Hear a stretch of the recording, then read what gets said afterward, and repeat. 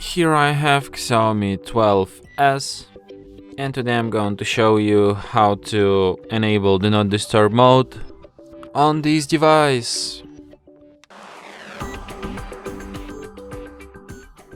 So to do this, firstly you have to go to the upper bar, and here you can find the button DND, which stands for Do Not Disturb. So, like by holding your finger on it, you can access some of its settings. By just tapping on it, you can switch this mode, like just turn on or turn off, just like this.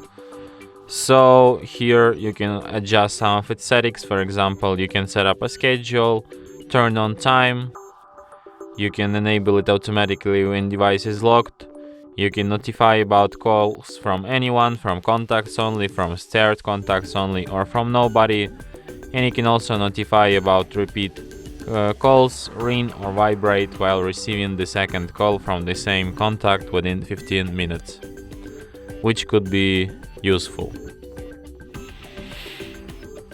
And that's it. Thanks for watching. If you find this tutorial useful, don't forget to hit that like button and subscribe to our channel.